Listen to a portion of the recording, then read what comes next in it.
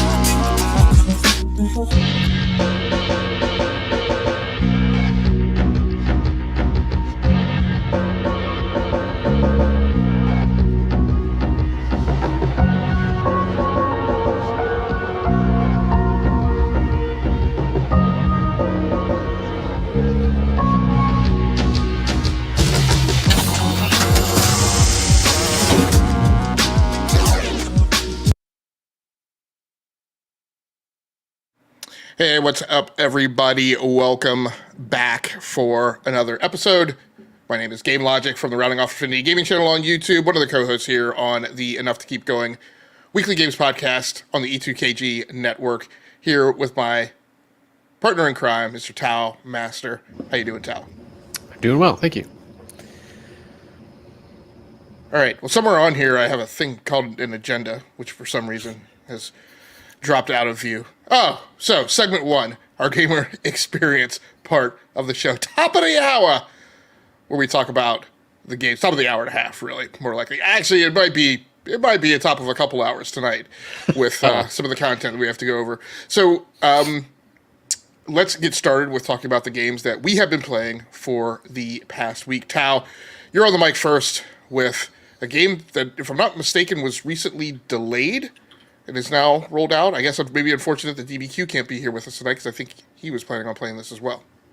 Yeah, so I got Wrestlequest, which I believe I had mentioned last week. If you have Comcast Xfinity, you can actually go into the rewards section and you actually get a code for free through there. I think there's you have to be a certain tier, which I don't think I mentioned last week, like on the reward system. I don't know how that. I didn't even know there was tiers until I was reading about this. But if you're able to, you should be able to download a Steam code for it. So that's what I did, and it is kind of it's a game I love, like Golf Story, and I think Sports Story was their second their follow-up game from the same developers of Golf Story. This isn't from the same developer as those guys, but it's kind of like that, where it's 16-bit-ish, 8-bit graphics, and you kind of go around this world and doing. Well, I played probably about an hour and a half ish, maybe so far. So, but very reminiscent. We have there's kind of like an old world where you can go to like different buildings and towns and stuff, and then once you're in there, you can interact with people, either wrestlers or just like passerbys or whatever. It's kind of wordy so far. Like I said, hour and a half, and I think I only did like 2 matches, and one of those matches was the tutorial match. So I haven't had a lot of fights yet. But so basically, when you get into a fight or a wrestling match, I should say, it kind of goes into kind of a turn-based style of gameplay. So you have options to do like a strike or like a special move, or you can do a taunt, which kind of gives you like a buff or something, or you can but yeah, basically buff up yourself or party members. I've only got the one so far, so I just kind of I think it actually, the one I got now, yeah, I think it makes me stronger, I believe. So you could do that, and then there's like super moves and like kind of like ultra moves and stuff that you can also choose from. So you do that, you kind of go back and forth. But there's also times when you are doing, like, say you just do like a regular strike. It says strike, but it'll be like some kind of wrestling move, like a body slam or elbow drop, whatever it is. And then there's a chance that like once you get up, there's like a quick little prompt that shoots up, and you have to like hit a button, and then you can try to do like an extra strike, which is kind of cool. And the same thing, like when the person hits you, they I think there's like a way you can block it. There's like another little quick prompt that comes up, and you can do that. So at first I was playing keyboard and mouse, which oddly enough, I can't use my mouse in this game once I'm in the game, which is kind of weird. It's all just keyboard. I thought it was kind of strange. So I switched over to my controller, and I was fine after that. And then I was able to move around a lot better. But so it's kind of you kind of do that, and then you can obviously build up your stats and stuff like that while you're playing. But like I said, I only played an hour and a half. It's pretty fun actually. I thought it was because of the turn based. I'm not too big in the turn based, but kind of the aesthetic with the wrestling aesthetic. I was a big wrestling fan back in the day, and probably about I don't know 15 years or so, I kind of dropped off of it. Pretty much once the guys I saw when I was, growing up and stuff, they kind of left, like The Rock and Stone Cold's kind of always been there, but even you he mean, kind of you left. mean when we got old? Yes. when our peers were no longer the people wrestling. That's right. And I had been watching for a long time. Like I was watching them obviously back when I was in, I saw Hulk Hogan and all them, I actually went to those matches, actually saw them, live, and I kind of grew up, and I still got into it. Like I said, when Rock and Stone Cold and Triple H and all those guys came on, and I was kind of in the in-between state where kind of the new crowd was starting to come in. I think John Cena had just come in, so I saw a little bit of him and some of the other guys, but it was kind of technology was the reason I kind of stopped watching too, because I was recording it on my DVR every every week or so, and that was like 2 shows a week, 2 to 3 hours or whatever they were back then. I think they're actually longer now. And I had to stop just because there's something that came on that I needed I shouldn't say need. I wanted to watch, so I dropped wrestling. I had to drop something, so wrestling wasn't it. Wrestling was the victim, unfortunately. So I kind of fell off. And every once in a while, I try to go back in, and I'm like, I don't know any of these people, so it's like whatever. But anyways, back to the game. So it does actually have real world wrestlers in it. So it has like I think Macho Man is like the kind of centerpiece of the game. Your character kind of idolizes him, and he's kind of based his life around Macho Man Randy Savage. But I've seen like Diamond Dallas Page, Jeff Jarrett. There's a few other ones I can't remember. Everybody that they showed, at least at the very beginning, they kind of showed them real quick. I'm assuming there's other ones. There's a couple I didn't know, so I don't know if they're just new people that I don't know, or if they're just made up for the game in there. So. And then obviously when you get in there, there's like a bunch of like just made up people that, you can kind of tell just because they're kind of just goofy, like, Shark Man, or they just have like a totally generic name. So, you can tell it's a fake. It's a fake for the wrestling crowd. But like I said, just been an hour and a half. So far, so good though. I'm actually pretty much enjoying it. If I hadn't got this free, and I'm using my PC, so obviously since it's through Steam, I probably would have bought this on the Switch. I think it's on the Switch too. I thought I'd seen that when I was looking around. I was just trying to see who created it, because I was trying to see if it was the Golf Story guys, just because it kind of reminded me a lot of that, but it's a totally different company. And I think I saw it in there. I probably would have bought it on the Switch, because that would have been a nice portable game to just jump into real quick. Like I said, it's 16 8-bit graphics, so it's it's not going to kill the Switch or anything. But I'll definitely keep playing that, probably, if I'm stop playing the other game I'm going to talk about here in a little bit. But yeah, it's been fun though. It's kind of cool just kind of seeing those kind of the old school wrestlers and stuff like that. And I was pretty big into that too back in the day, so it's kind of nice. So is this the game that was delayed a few weeks ago that you guys were talking about? The wrestling game? I believe it was. I was gonna. I'll search that up real quick, but I think it was. I believe it was. I think it was only like a few weeks or something like that. I don't think it was anything big, if I remember correctly. But I believe so. Yeah. Now, Right. I don't remember if they said why when we were talking about it, but I'll look here. It was something. I think it was just something generic. Yeah, like it was trying to give the game more just 2 polish. weeks. Yeah, there's a 2-week delay. So yeah, there must have just been something. I don't know. So. Okay, very cool. First game on the list that I've been playing is I went back to Diablo IV on PlayStation 5 this week. And I had laid off for a while and been playing some things like Dead for Daylight and some other things, and so it's always interesting to go back. On PlayStation 5 is where I'm playing my Necromancer build, so the skills are not like as intuitive from either having played Necro on PC before or just their skill set in general, because I haven't played as much Necromancer I think as a lot of other people have. I've typically played, Barbarian, maybe a little sorceress, things like that. And so it takes a while to kind of get settled back into it. The control mapping on console is still kind of weird to me. But eventually, I got back into it. I feel like I experienced kind of like a weird glitch where I encountered a boss and died and picked back up at a respawn point. But either when I came back, either like it's the typical problem with the Necromancer, there's just so much stuff going on the screen that maybe I killed that boss at one point after I respawned and just missed it because there was so much stuff. But I feel like I fought him and then he didn't like respawn. So it's weird. I'm not quite sure what that was, but I completed that dungeon and went on about my way. It's interesting. I did find I decided to spend some time in town and found the branch that you go down to where you can just take weapons to a person and just have them put sockets on them so that you can utilize your gems and things that you pick up. So that was kind of neat because I had like, I don't know, somewhere between 6 and 10 gems, but didn't have socketed items for them.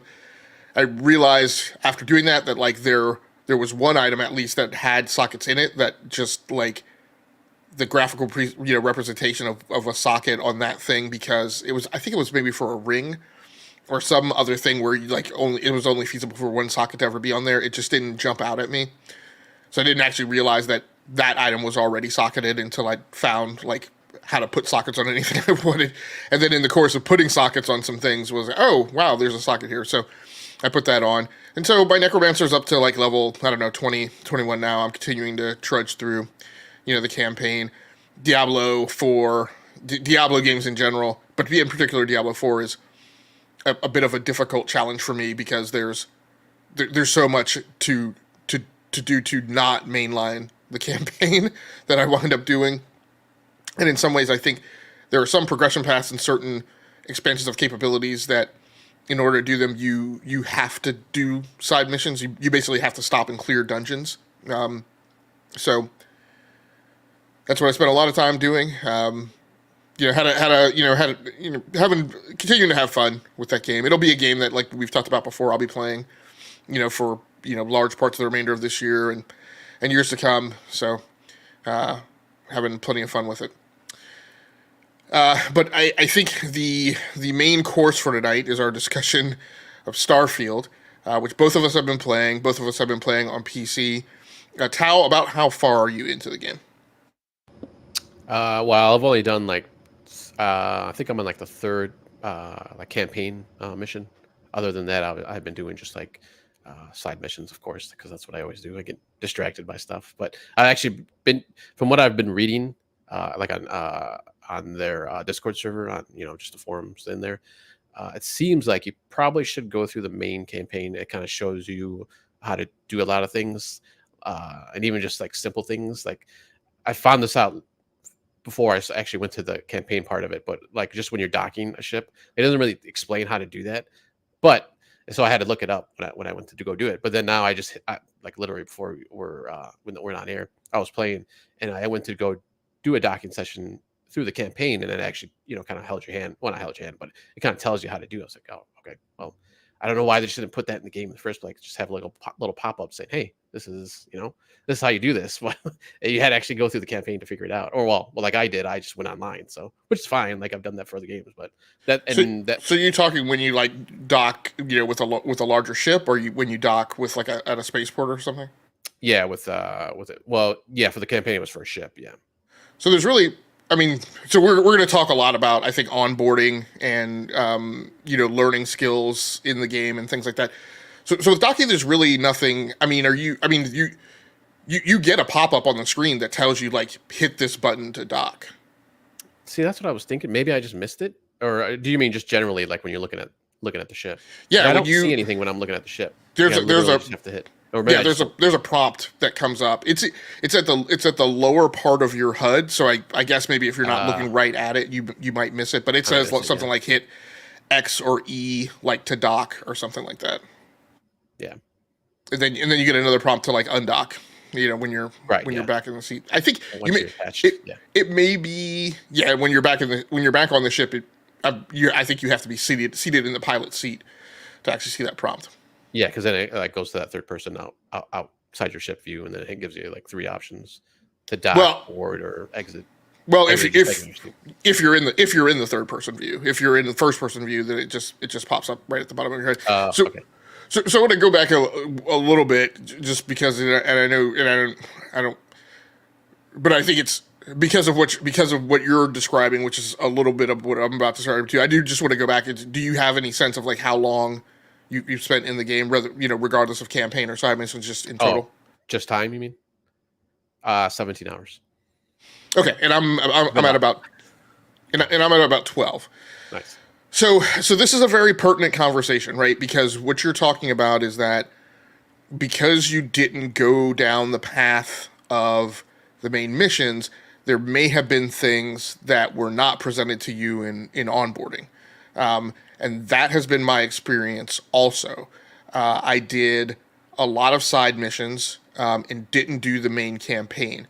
And there are some very core activities in the game that, and this is why I went to double check, because I was like, did I miss something? Did I not get taught something? And now you're further corroborating to me that those things are embedded in the main missions. So number one, a very big thing. I was not conscious of. I didn't know that there was a job board in the basement of the lodge.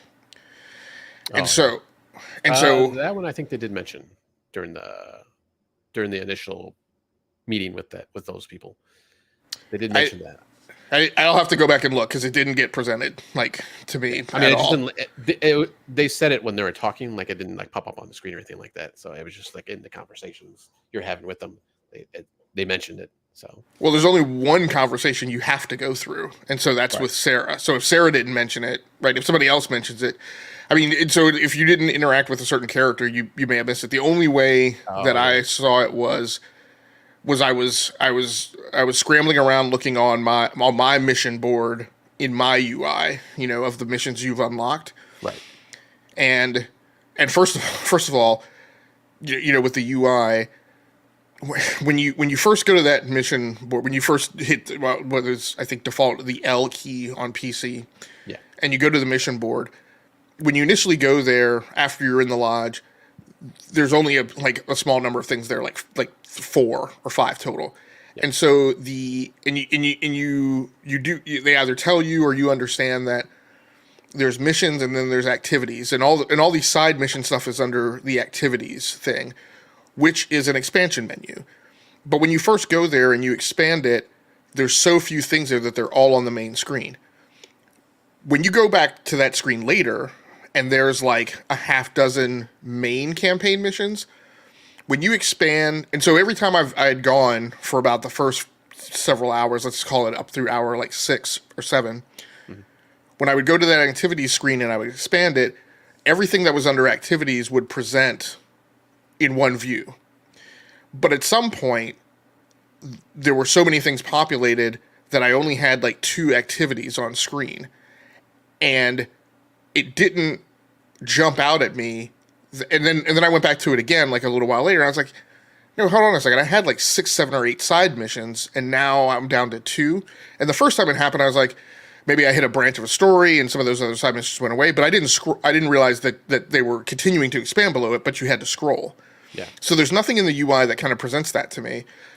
So then I went down there and scrolled, and then that's when I caught like mission board lodge, and I was like, oh, that's curious because for about 3 hours I've been going, one of the things missing from this game is the convention of a mission board screen, and I had convinced myself that Bethesda had like said, well, we're not going to do mission board, we're just going to have the mission board be in this person in their UI. So that was one thing that was kind of, again, out of skew for me from normal convention.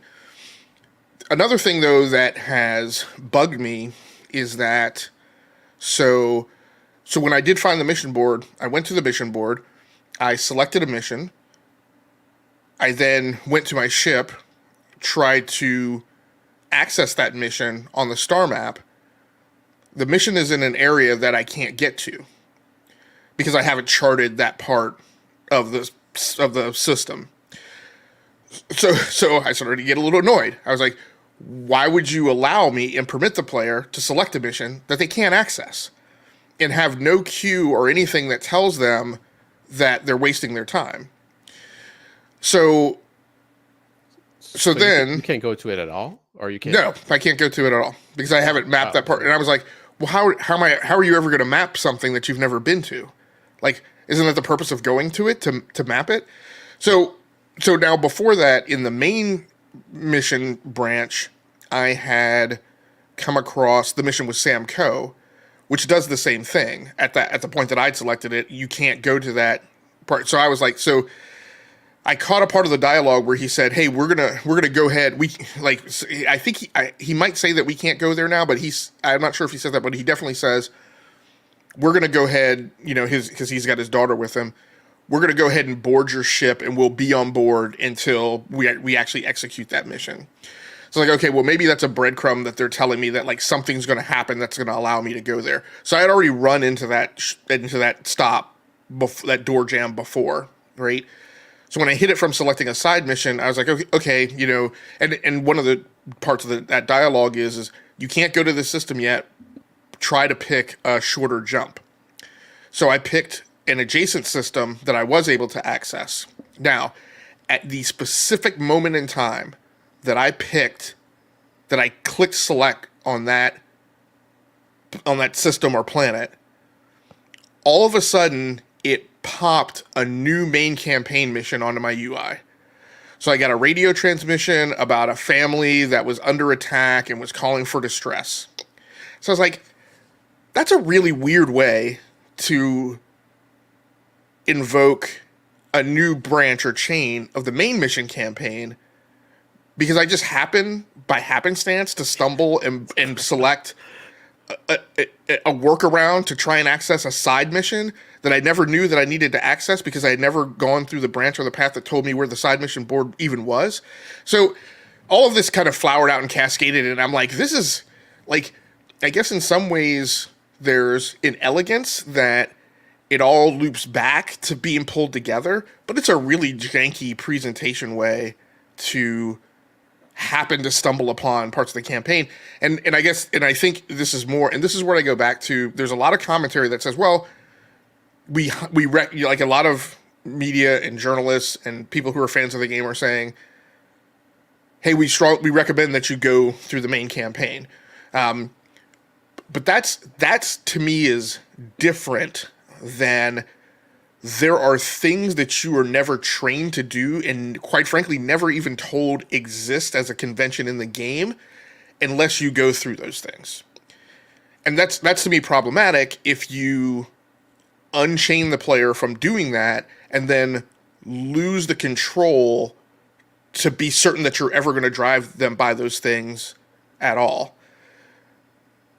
Probably my biggest problem with getting through the game is today I went through a 4-hour play session where and I think it wasn't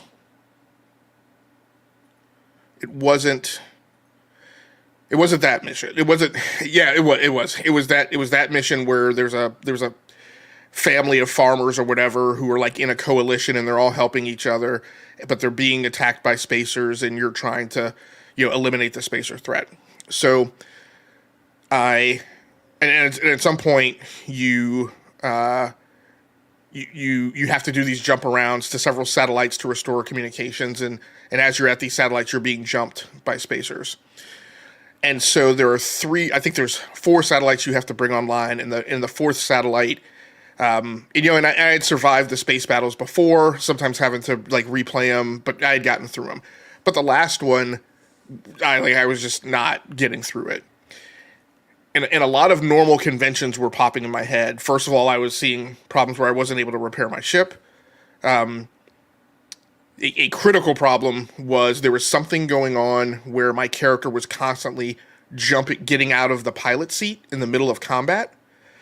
So you're nodding your head, so you've encountered this problem too. So this not would in be combat, but in other things, where I hit the button, or I thought I had to hold it, but I just had to tap it. I was like, wait, what's going on? Right. Yeah. Yeah. You got to kind of just trial and error basically to the whole thing. So we'll loop back to that. But the problem I discovered was slightly different. But but there was that. I wasn't able to repair my ship. It was unclear at that point to me. I was like, is repairing your ship on a timer, or is it based, because in most other space combat games it's based on it's either on a timer or it's based on some type of consumable. Like, you're allowed to bring along so many shipboard repair kits, right? And then you expend one for each time that you repair. So, and the interesting thing is, in Starfield, it's a little bit of both. So there's jumping out of the seat, not able to repair my ship, and a design limitation in the game that just bugs the heck out of me from playing games in this genre is there are no. And hey, in the chat we've got a Newtonian. What's up, Newtonian? Thanks so much for swinging by. We appreciate you. This game has no lateral thrusters. So in most other space combat games, you have forward to stern. You can roll on your axis and you can yaw, and you can do those things in the game. But you also have an 8 degrees of freedom, or an 8 DOF system, where you're able to also thrust upwards, thrust down, left and right, and so you can essentially strafe in the game. They don't have that in Starfield. And so when you are in ship combat, you only have limited tools to use tactically. And so anyway, all of this kind of culminated, first of all, me getting super angrier than I've been with the game in a long time, because of the constantly jumping out of the seat. And I said, timeout. Like, and at this point in the game, there were things I had not been presented. I had not been presented. And so this whole thing of like, are there repair kits, or how does repair work? I hadn't been presented the ship configurator. I hadn't been presented any methods of upgrading my ship. I hadn't been presented any notion that you needed any type of consumables or repair kits. So I forget what it was that drove me, but I Googled something, and it talked about the servicemen at the spaceport, right? So who never spoke to me, by the way, when I got off the ship. We'll come back to that later too. So I said, let me go and see if I can figure this out. This is a sub-mission in a mission branch. I've defeated the first 3 pirates at the satellites. I will be able to come back and just handle the last one. So I went back to New Atlantis. I went and talked to that guy. That guy explained to me, okay, here's how you can go, and you can buy parts, and you can upgrade your ship, and you can see what ships are available for sale. And here's a terminal where you can access the Trade Federation or whatever for other parts, or you can go to Jemison Mercantile, which is yet another thing that I had never been presented before in the game. A place where you can go and buy and sell your gear. So I went into the ship configurator. Also had never been given a tutorial. Figured that out. Bought new weapons and upgraded. Bought ship parts, which is essentially the Starfield equivalent of a shipboard repair kit. And for that, I had to go to Jameson Mercantile. Fought through some other things in the inventory. Because, oh, by the way, when you buy ship parts, they go into your personal inventory, not into your shipboard cargo inventory. So when I bought them and took off and went and fought those pirates again, I got defeated again, and also couldn't repair my ship. Fortunately, I had done a scum save, and so I was able to reset. And I was like, what is going on? Went into the shipboard cargo inventory, ship parts aren't there. Went to my personal inventory, and the ship parts were there, with a little thing that said, oh, in order to actually utilize these, you have to move them to ship. Like, I was like, dude. So anyway, that's kind of a huge set of my big 4-hour, fail window that I went through. I want to ask you, how did you get told where to go and sell gear and buy new gear? How did you get told about the ship configurator? I haven't yet, actually. I haven't really done much with my ship, to be honest with you. I haven't done, other than like the few side quests where you have to fight somebody. I think there was one main quest I've been doing. Actually, I think it's one of the faction quests that I was doing, where I had to fight some people. And the only thing I had to do is I had Sarah with me, because at that point I finally got to that part, and she's following me all around. And she's in. She had been doing some of it, because you can. Well, that was one thing. You can assign, obviously people to do stuff on your ship. I didn't know you could do that at first. until I saw it once again. I was reading. I don't know either. Yeah, so Yeah. I'm curious to hear because Yeah, so I finally figured that out. I just figured that out on my own. Like I started like screwing around with in the shipbuilder because I think you have to go into that section, I believe, and then you can assign crewmates or something like that. So I did that, and she was taking care of like, like you can do like the engine. You can put, there's the different points you can put on the engine shield and all and the laser stuff. So she was doing all that. So I so far, and I haven't done a lot of space battles, but so far I haven't had to use those repair kits. I don't even know what you're talking about. Like I never even had to use them yet. The only thing they've told me, and she told me this, was, "Hey, hit 0, and you can get our shields back." I guess it's shields or the health of the ship itself. So that's all I've been doing. And that's utilizing the repair kit. Oh, is that the unit? Okay. So the shields, so they don't repair the shields. The shields will get knocked down, and then they will replenish on their own, which requires you to go for a period of time of not being hit, right? So the shields are constantly absorbing damage, and when they get overwhelmed, then they collapse, and then they will come back based on how much energy you have allocated to shields. Once the shields are down, the hull starts taking damage, and then that's where you use a repair kit. Now, a repair kit, when you utilize it, repairs. It says in the dialogue, it says like 4%. I think what it really means to say it repairs a quarter. So it basically it looks like it repairs 25% of the ship hull damage at a time, and it's like the health pack that you use for yourself. Like, so you hit it, it gradually does a repair to the ship up to that point, and then it stops. And then utilizing another repair kit isn't available for a period of time. So you still have to then wait for that action to become available, on a repeat before you use it again, which, if you get hit again, then that's further damaging your ship before you can apply the repair. Yeah, your health ship, yeah. Yeah. So it was only because of her that I knew that. So yeah. Yeah, so I didn't even know where I got the module though, the repair kit. Maybe I picked it up because I pick up everything. I mean, I literally pick up everything when I'm going around. Yeah. So what happens is when you destroy a ship, typically in the salvage that gets set afloat, adrift in space, there will typically be ship parts in there. Right. I've done that. If you get in so many ship battles that those all get expended, then you can. I'm sure you can pick them other places, but at least on New Atlantis, when you land at the Jemison spaceport, then you can go get ship part kits from what is it, Jemison Mercantile, and those will essentially stock you back up. Oh, okay, that makes sense. So in the ship configurator, there are there were breadcrumb trails of the things that you mentioned that I wasn't absolutely certain about. In the ship configurator for weapons, each weapon has a crew cost associated with it, like half a person, one person, two people. And I assume that you have to have the total number of crew on your ship to man all your weapons, or there's some impact.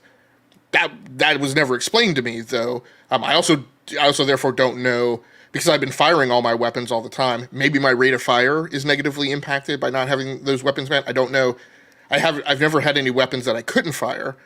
My sense of it has been anytime when there's been a delay in my firing rate, it's been due to it's been due to me waiting for power to cycle and become available to apply to those weapons.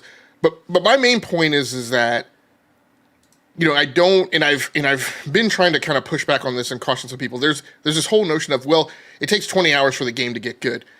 I don't think that's the case. I think it's actually that number one, in order to effectively be trained on all of the systems, all of those breadcrumb trails are not only reliant on the main campaign, but are actually reliant on you going through the main campaign in a specific sequence. And because that's not conveyed to you that that's an essential thing to do, it causes a problem when it doesn't happen, when it doesn't unfold that way. And so on the right hand, it's neat that you have that player provenance and you have that choice, and maybe some people don't need that at all. But on the left hand side, it's definitely a deficiency in the allowance for a bad experience that can happen by not chaining people to that. And in my case, it may be even worse, because There's certain things that I'm expecting. There's certain ways that I implement controls because I'm accustomed to games kind of in at least part of this paradigm, part of the system's mini games that this game models. And when they're not what I've been trained to expect based on their implementation in several other games, that maybe causes more, even more of a problem. Because I will definitely admit that some of the problems I may have run into may be because I've been expecting things to be the way that I'm accustomed to them being in Star Citizen or Elite Dangerous or Freelancer, and when they're not, that causes even more of a disruption.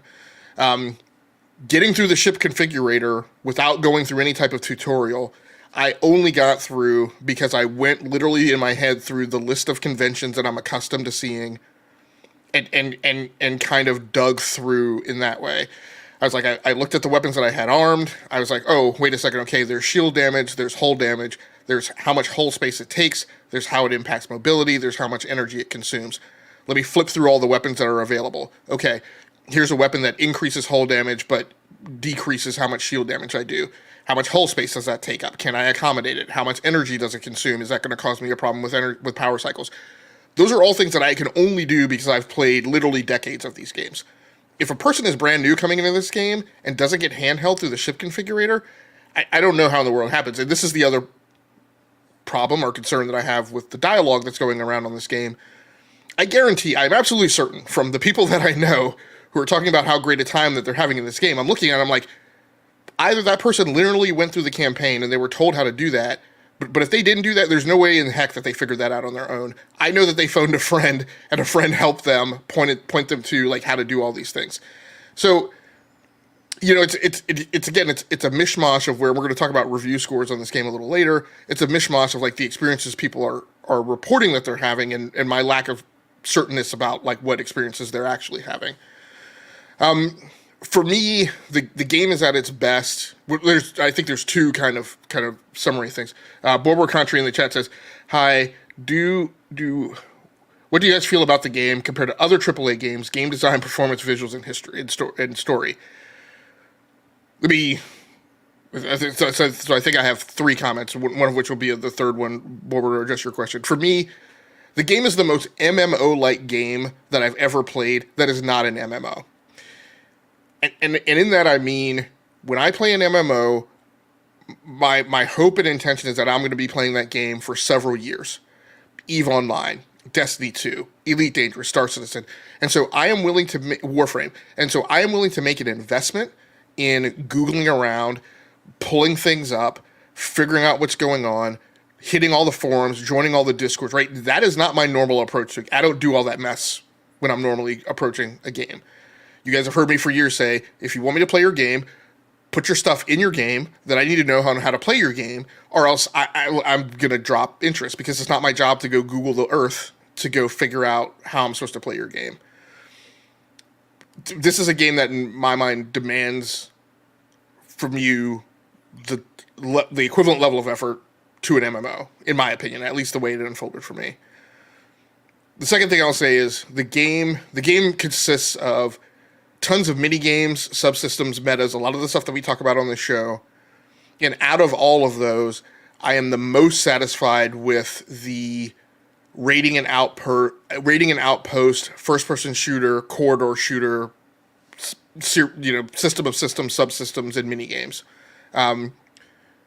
Those things kind of give me that. You guys have heard me talk for years about Far Cry 5. It gives me a lot of those vibes.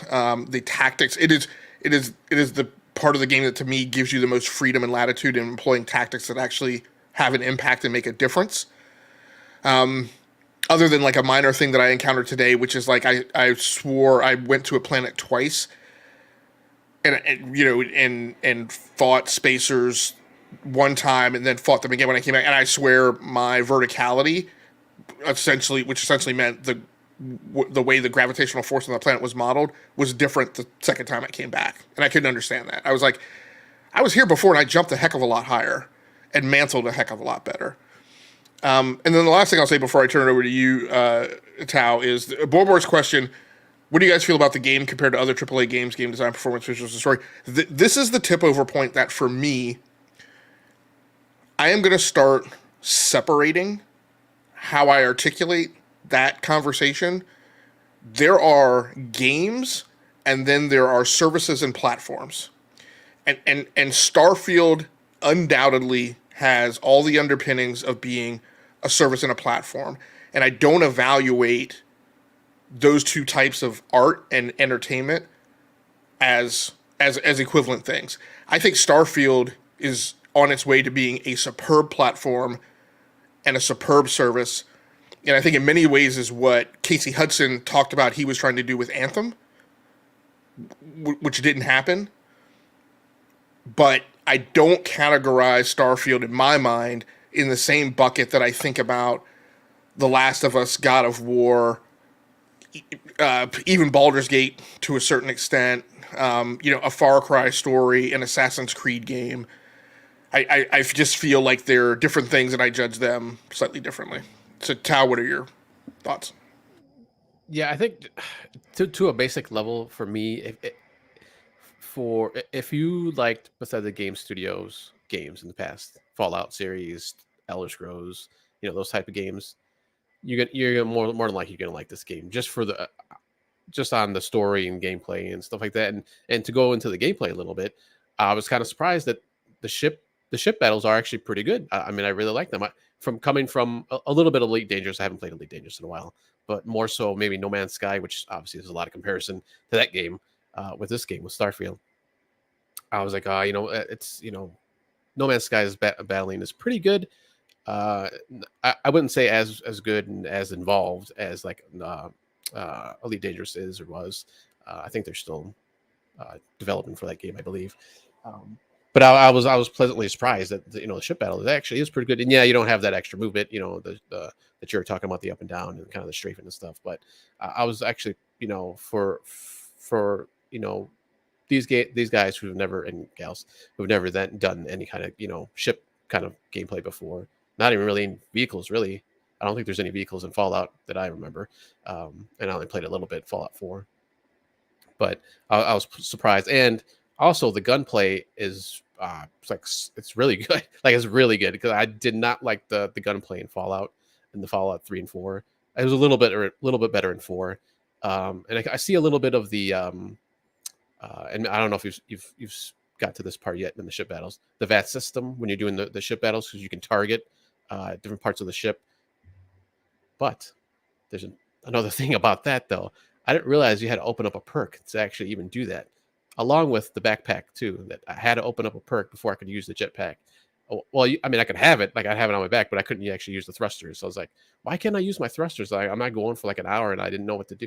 And I once again I had to look it up. So it kind of goes back to that too. But going back to the gameplay, but the like I said, the gunplay is really good. I was once again really surprised because I was a little worried about that part because of Fallout, because I didn't really, like I said, I didn't like the gunplay in Fallout. It just seemed off to me, but it seems pretty tight. The guns are pretty good. Like you get different varieties, just like in kind of like Destiny and stuff like that. I haven't seen. So it's just like a pistol, and you get shotguns and laser snipers and stuff like that. So, and I haven't seen a variety of a big difference in each kind of gun. Like there's a pistol, and I've only seen like a few variety of pistols so far. Same thing with the other ones. So I don't know if how much the guns are different in the game. I'm assuming it gets pretty varied, but Have you found the weapons crafting? no, I haven't done that yet.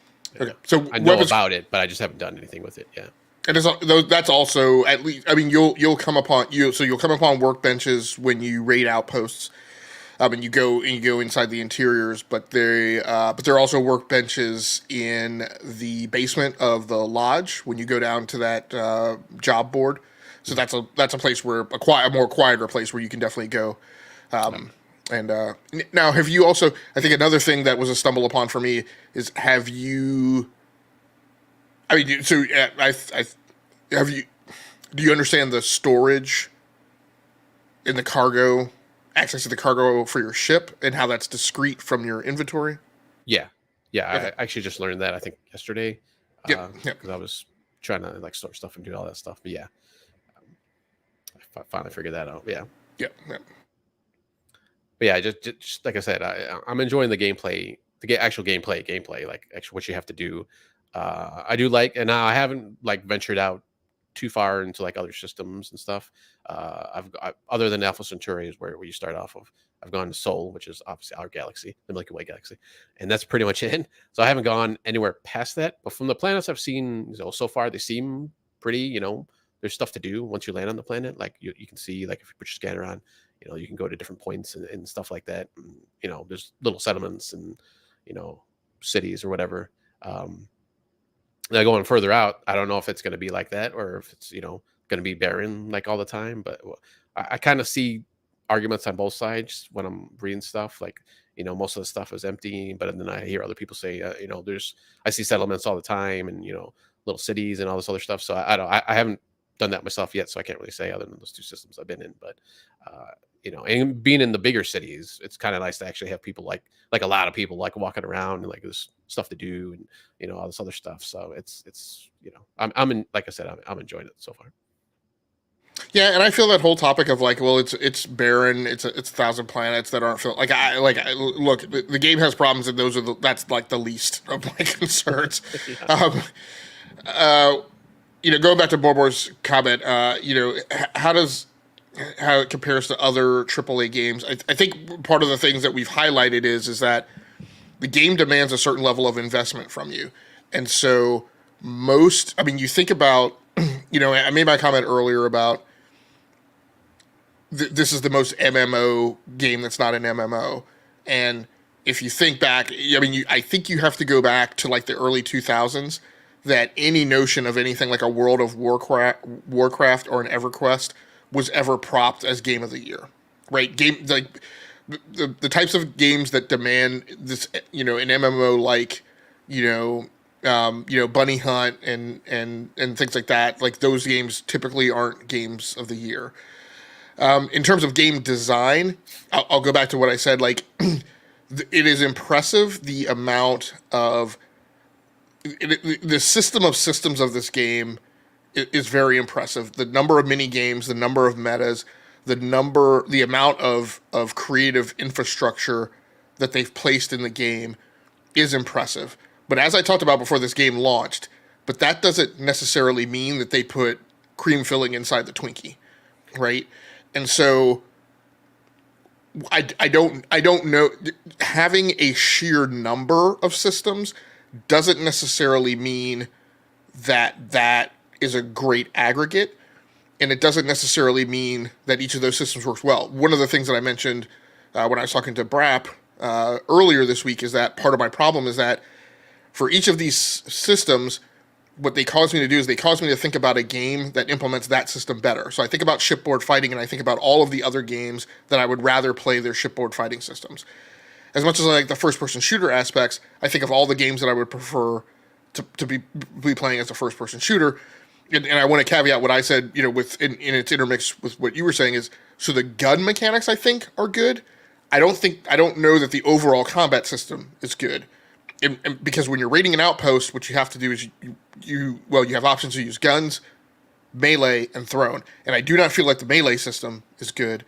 And I definitely don't feel like the hand grenade physics are they're just a problem. And so I've just gotten to the point where like the only thing I use is guns. They're a little weird, yeah. The grenades, Yeah. as far as like where you thought it was going to land, it doesn't. Like, whoa, okay, like that's a real short. Like, all right, it's cool. And I don't know if that's like I don't know if they factor gravity into that too. Like, I haven't been anywhere where the gravity is like weird or anything. So maybe that's a reason. But I don't know. I've had short grenade throws on planets where the gravity was so light that I was like doing super jumps. Yeah. And also grenade physics also appear to work much differently inside than they do outside. And I don't know the physics that drives that. Yeah. I also, from the one time I experimented with, I can't tell. It doesn't appear that you can hold a grenade for longer and cook it, or hold it and that causes you to throw further. So there's just some problems, in my mind. So in terms of game design, again, the level of sophistication and stuff that they put here is good in terms of the number, but I don't know that each of those things is great in depth. The other thing that really bugs me is, I tweeted some very disparaging remarks to Brian McCaffrey, one of the chief editors at IGN, because he put out a tweet that talked about how the 60 frames per second conversation was just fake outrage. And I'm like, no, I mean, this is my point, is like you start from the 60 frames per second creative choice, and then you sidestep that to seeing how it ripples across other design decisions that were made in the game. This is a game that's set out in space and there is no FOV slider. And so the game borders on starting to make me feel sick because the range of vision is pulled in so tight. Particularly in high-speed turning shipboard battles where things very quickly get outside the range of your peripheral vision because there is no way to manage FOV.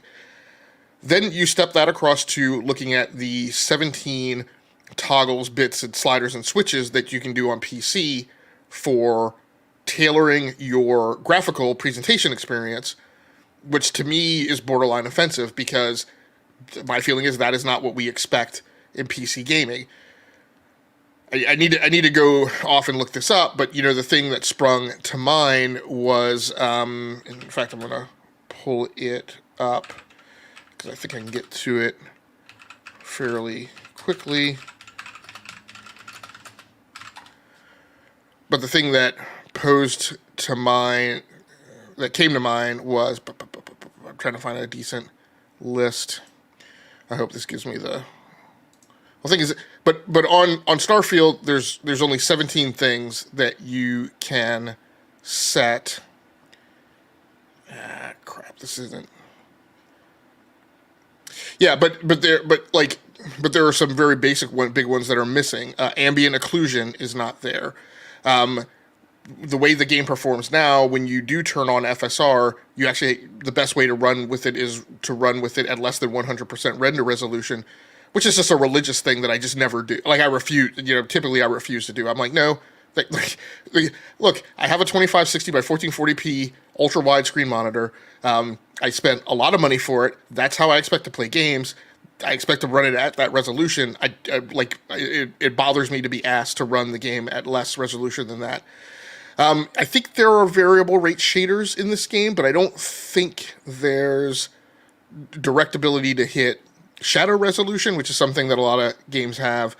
But my point is that, and this is me bouncing their settings. I didn't find a great list, but I want to go through and look at this is me bouncing quickly against the list of options that you have available in Death Stranding. And I'm like, if anybody's going to dictate to me what my graphical experience is in a game, I would think that it would be Hideo Kojima. Right?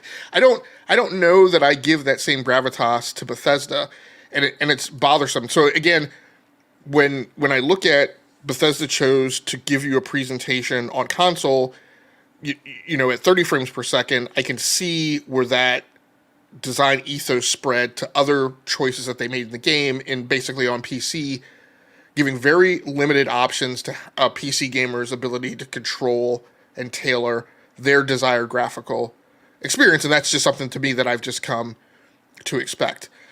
And then, like I said, only implementing FSR and yada yada. So my point is, there was clearly a design intent to dictate what the graphical experience was going to be, and I feel that tracks other limitations. But here's the big one: the whole voice track has been, well, we constrained it because we're tracking all of these objects in space in your system's memory, and so if you leave a Coke bottle on a table on a space station, we're still tracking where that Coke bottle is in real time. And there's a lot of dialogue now about, how realistic the interior environments are. Like you go in, you can open all these locker doors and they have all these things on these tables and that's so immersive. And I'm like, okay, but my problem is that those things do nothing in terms of impact to the game or on the game. I did a side mission where I went into a room and there were some hackers who had been tapping into a local banking system. And there's tons of stuff in the room. There's glasses for alcohol. There are alcohol bottles strewn about. There's styrofoam cups. There are cup carriers in the rooms. There are drink bottles. There's all this stuff. And I'm like, and they are touchable and interactable, and from what I understand from the discussion of the game's design, all those things are being tracked in real time. None of those things have any impact to the gaming experience whatsoever. How is a styrofoam cup carrier impactful to me as a gamer in shipboard combat, in my first person shooter experience? They don't. And so my problem with that whole discussion, and I had this problem when they brought it up in the first place, is if you're telling me that you are only doing 30 frames per second on console because there is a performance tax based on you tracking these bajillion objects across the universe, that now that I'm playing the game, I see that they have zero impact, then to me, that was not a reasonable design choice for you to make in terms of you choosing to do that and take frames away from me in the game. Fortunately, I'm playing on PC, and in general, I've been able to set it to get 70 frames per second or above. Typically somewhere between 70 and 90, using a lot of features and methods that I don't like using. Like I don't like using variable or dynamic resolution. Typically don't use VSync, but now I'm using it. Typically don't use render resolution scaling below 100%, but now I use it. So that's kind of where I am. A couple comments in chat. Sorry, Tao. The lack of options and settings. Brap is here. Hey, thanks a lot for swinging through, Brap. We appreciate you. The lack of options and settings is a letdown for me. Max Wainscott mentions, well, Brap, you're going to have to go on Nexus to give yourself those options. You shouldn't have to, but there you are.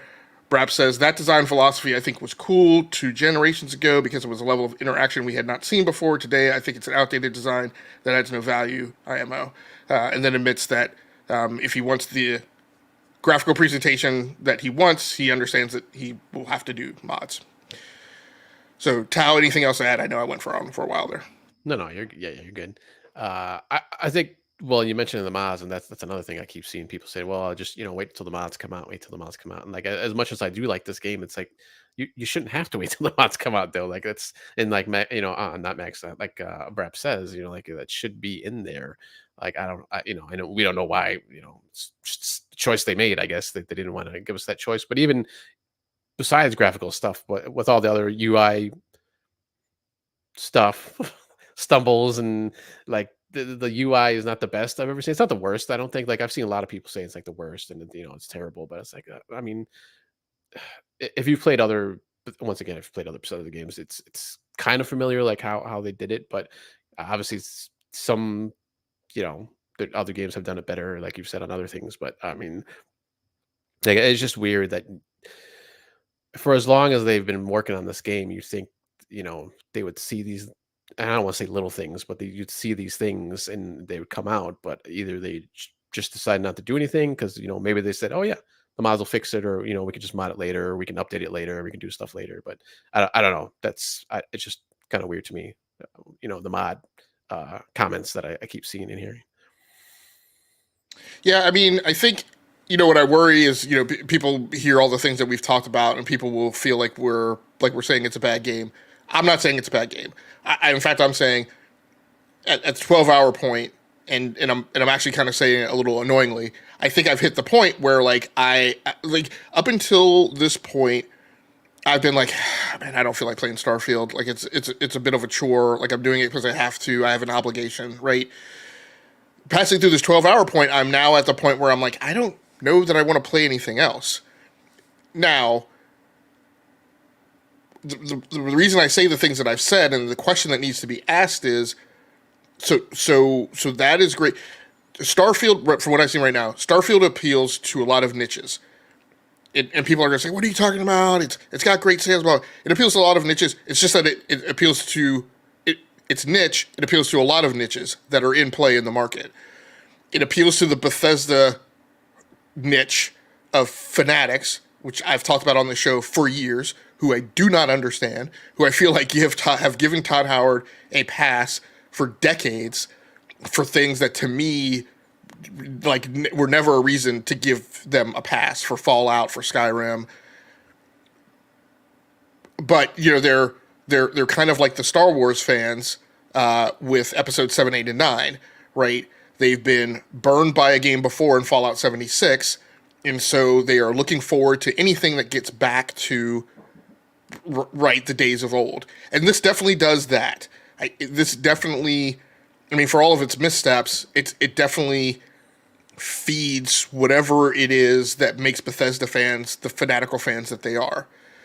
There are Xbox fans that are at play that have been, in my opinion, starved for a summer blockbuster at this level for this generation, and I think that they have an innate desire to want a big, meaty entree like this is, and like I said, this has a ton of stuff in it, and I think that there's an MMO type of crowd who maybe, like me, was just below the threshold where EVE Online would have clicked for me and held on to me for a long time.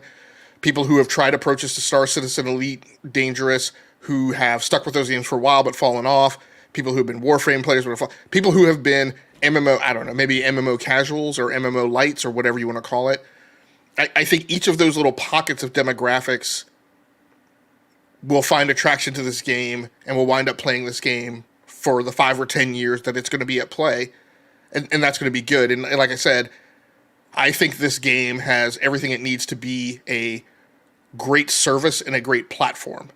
But the things that we're pointing out to me are the things that say, I still don't know that I put it up against some of the other games that are under discussion for Game of the Year because of the things that it doesn't do and the things that it asks of the mainstream gamer that is not going to have the tolerance or patience for that.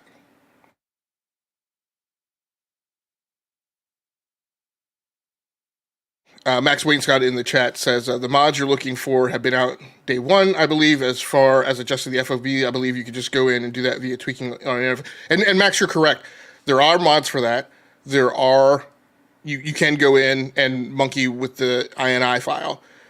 Here's my stance on that. I don't do those things unless I'm messing with an MMO that, like I said, I've decided that I'm going to make the investment in for years. I'm kind of approaching the game for right now from kind of a journalistic review paradigm. So I'm not going to go do that because I'm trying to get an assessment of the game itself. 3, in general, I don't do mods. I only do mods for World of Warships because, it's an MMO, and I've decided I'm going to make that investment.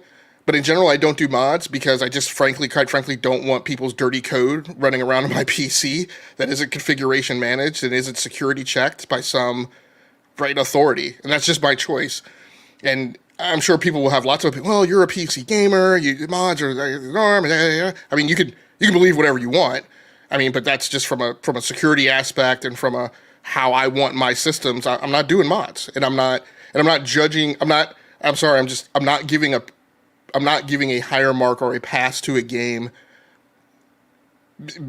because it can become this great thing when you incorporate mods. I will give it points because I will give the development team points because they have addressed that as a need and a demand on the market. But it doesn't make it a better game in my mind. Borber says, I don't think I should need mods for a product I paid for. I prefer the developer's vision. That too. And I'll say the other huge reason I don't do mods is because I'm not curating. I'm not swimming through all the trash that you have to swim through to find the one good mod. And I'm also not making myself dependent upon my experience being something that's being created by somebody who's not paid to do the support. Like if I don't have a maintenance contract or an SLA, I'm just not making that investment. But that's just me. And Max Wainscott says, sure, I understand needing to approach the game from a professional standpoint as a commercial release. So we've talked a lot about Starfield. I don't even know what time we were. I think that was despite other things that we have on the agenda, I felt like that was the thing we needed to make sure we got out there. So Tal, any other comments on Starfield before we go on to the news? No, just to piggyback on what you're saying about, we are, it seems like a lot. It's been a lot of kind of negative talk, but yeah, I'm still gonna be playing this game. I'm enjoying it. It's, a lot of people are saying, it's Skyrim in space or it's Fallout in space. It's like, yeah, I wasn't really expecting anything more. A lot of people were thinking this is gonna, revolutionize story and gameplay and stuff like that. I was like, I don't know about that. Like they might make things better or they might do little things different, but I'm enjoying it. Story wise, I actually am kind of enjoying the story. I've seen a lot of people saying it's kind of boring, at least the campaign story. But I'm kind of a sci-fi, I like sci-fi as a genre. Like it's probably one of my, you know, my most favorite kind of genre. So as much as I like Skyrim, I was bored to death of the campaign. Like I went through it and I was just like, whatever. I'm just gonna, do it to do it. Just kind of can, kind of figure things out. Along the way too. This one, I'm actually kind of invested in the story, that invested in the campaign. So I'm actually, I'm really liking the story so far. I don't know how far you got into the campaign. Like I said, I'm only like a few campaign, missions in. So, but just I'm getting into the lore, like where I wouldn't have, read every little pad you find on a space station, or a little bit of a note, or like a little whatever, the iPad, or I forgot what they call them in there, but I pick those up and read those because it's just interesting, to kind of read this stuff. Yeah, I'm not doing that. I didn't do that with Skyrim. I'm like, not following those breadcrumbs. Just I will say, I am starting to get engaged on the story. The key thing to me in the optics on the story from the opinions that are getting out there in the media and some of the takes that I see from gamers is one, I believe the side missions can be boring, particularly in the outset. I did a 2-hour block the let's play of that is up on Rounding Off Infinity, by the way, selfless plug. Yeah, I did a 2-hour block of just side missions, and those side missions are a lot of run and fetch, a lot of dialogue driven, no action. Like you don't run anybody to do any shooting, you don't go out into space. They're just a bunch of kind of planetary side missions of go here and flip this switch, go here and recover this sensor, bring it back to me, talk to this one person. And I was recording a Let's Play. Unfortunately, I was off camera. I was recording a Let's Play and I was literally struggling to stay awake. I felt like I was playing like a JRPG. But I think when you get when you stick with the meat of the campaign, I think those things get you there. And I don't necessarily like the world building underneath some of the lore. There's still a lot of things that I come across. I'm like, what was the motivation behind? Like one big set piece that I really picked, that I really loved the gameplay of, was that outpost raid that I mentioned, where an outpost had been attacked. I flew in. It's basically a rescue party. And Sarah and I went in there and handled business, and we found these other two factions inside the outpost who were historically not at war, but also not friendly. And they were, one of them had responded to the distress call to rescue them, and they had gotten themselves in trouble, but like mutual respect had been gained because they came to but I'm like, why they were working together, was never covered and made absolutely no sense. But the other biggest thing was, I was like, so you guys don't live on this planet. How did you get here? Because you're saying you have no ship. I'm like, but how did you get here? So there's a lot of kind of hop, skipping, jumping, like plot holes. Plot holes are just throughout the fabric and tapestry in this. However, I love the gameplay of that. And then the other one that I played that's part of the core story, which is you respond when I responded to that distress signal of like a bunch of farmers who had established colonies on planets in a system, and it gave me I'm binge watching Game of Thrones now. It gave me that it was the whole setup premise is that it's all about family. So the families all have ships. The families are all their own security force, and I had to broker a mutual defense pact between those three families. And I was like, these are like the Lannisters, the Starks, and the Greyjoys. Like, I feel like I'm trying to get them all to work together. And so that part was very neat. There's lots of parts in going through the game here that feel very Firefly-like to me. That's one thing I should mention. I know we're going on and on about Starfield, but this is sometimes what happens when a big game comes out. I initially mentioned on social media that peak Starfield for me was when it's a first-person shooter and a corridor shooter in an outpost rating.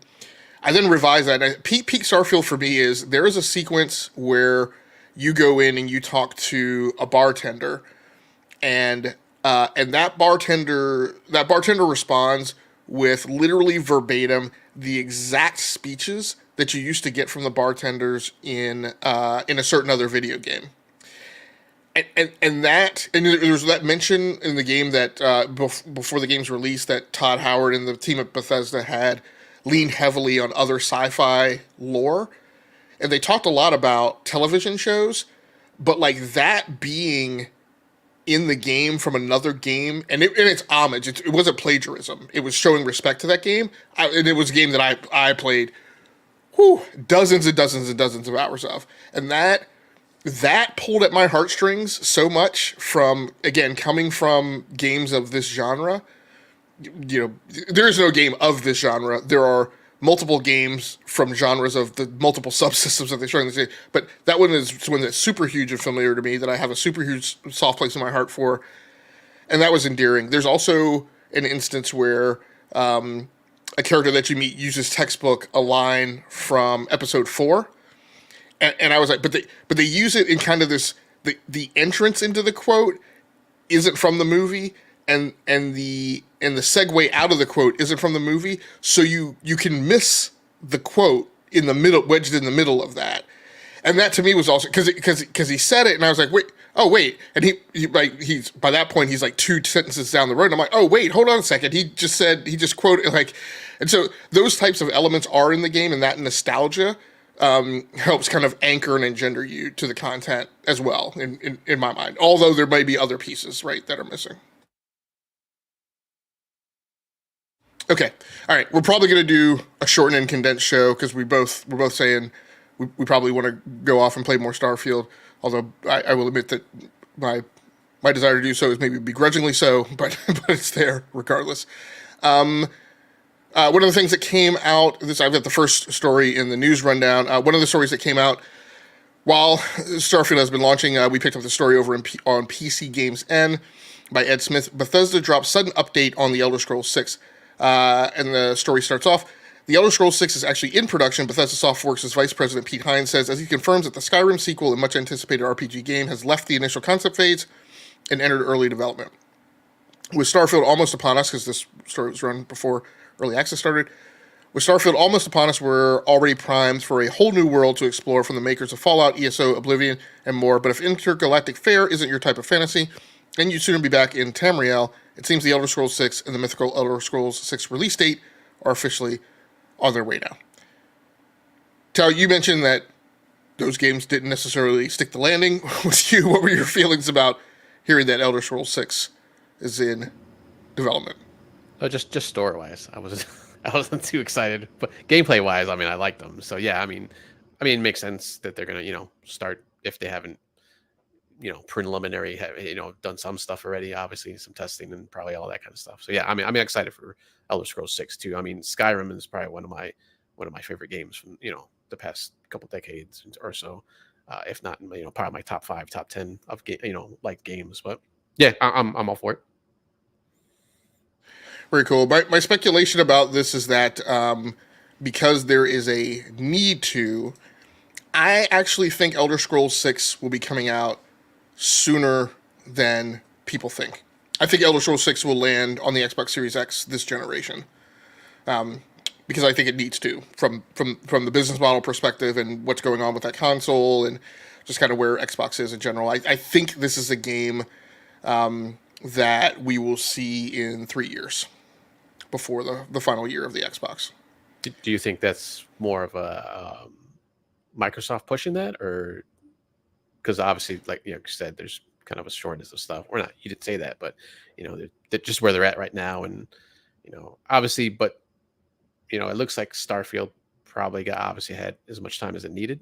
Obviously, yeah, they could have gone more if they wanted to, or if they needed to, but maybe they pushed it out. They had to, but still, I mean, it's been a long time since we knew about Starfield too. So, I think in Starfield we see what is going to be the infrastructure and foundational code for Elder Scrolls 6, and I think Elder Scrolls 6 will largely be a modular palette swap and genre specific story told within the exact same creative architecture as Starfield, and that in some ways it'll wind up I think there is more in the Starfield, in the aggregation of the Starfield repos than Elder Scrolls 6 needs from a system perspective.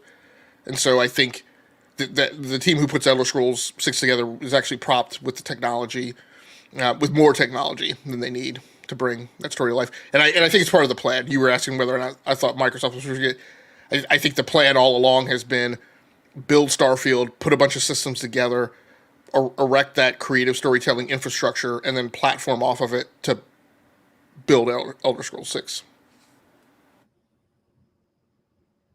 You've got the next story up in the rundown. Yes. Some bad news, unfortunately. So Volition Games is closing down after 30 years of development. Uh, the decision to close the studio was attributed to an evaluation by the Embracer Group, which I always forget that they owned them, as part of its ongoing restructuring program. So this past June, Embracer Group announced a restructuring program to strengthen Embracer and maintain a position as a leader in the video game industry. As part of that, they evaluated strategic and operational goals and made the difficult decision to close Volition. So just kind of a bummer. Obviously, Saints Row, the reboot, I think is what everybody called it, the Saints Row series from last year wasn't received very well. From what I've played of it, I mean, like I said, it's Saints Row. It's nothing like, I didn't see anything bad about it, but it was just kind of more Saints Row was kind of more the same thing. So I mean, I don't know what more they could have done with that, that series. But unfortunately, I'm sure that probably was part of the decision too, since that didn't do too well. But it just kind of stinks. Obviously, they've made a lot of, well, for me, a lot of great games over the years. Red Faction. A couple of let's see what else. Free Space, Summoner series. I never played. I don't think I've ever played. No, I never played Summoner. I think I might have played Free Space, but it's just some other games that obviously over the years that obviously is kind of that mid tier. Like we talk about the developers that kind of put stuff that's not necessarily the best, the greatest or the worst. It's just kind of that middle tier games, but I always kind of had fun with them. So I don't know what's your thoughts on their closure. The main thing I mentioned this week is this, unfortunately, and I'm not by any means making light of the people that it's impacted, but this shouldn't be a surprise to anyone. Embracer, mentioned that they had failed to capture the $2 billion of investment capital they were expecting to receive, which we now understand we believe would have come from the same Saudi venture capital investment group that bought into Nintendo. And as a result of that, they were going to be restructuring and downsizing, and that they indicated that they would be laying people off and potentially closing studios. So this, unfortunately, was a plan that was telegraphed beforehand. There are other layoffs. Gearbox was also impacted by layoffs as part of this. So, but yeah, I agree with you. Volition has a long legacy, and it's unfortunate to see them go away. Matt Wainscott in the chat, just going back one story, he mentions an Elder Scrolls 6 would be a heck of a way to launch a new console gen, though. Probably help get some market share. I don't entirely disagree with you, Max. I think my problem is where I am is I'm not absolutely convinced that Xbox cares about console launches anymore. I'm also not certain that their consumer base cares, because Xbox has said they know that they can't be out-consoled by Sony or Nintendo. They don't appear to be flapped at all by by where they are on console sales. They haven't mentioned necessarily looking at that as a failure or a discrepancy. And I don't necessarily hear them the big wind up for the next generation of console launch. I think that the picture they'll paint is that Sony is much more dependent upon that type of event than they are. And the cadence, right, the drumbeat from the Xbox camp continues to be that the future is mobile and cloud and televisions. And this is, look, I mean, for people who love consoles, I want you to love consoles. But again, what I keep mapping back to is I've lived through the experience of every hardware venture that Microsoft has gone down. And I most strongly remember Windows Phone. And, they did the whole wind up with Windows Phone. They bought Nokia.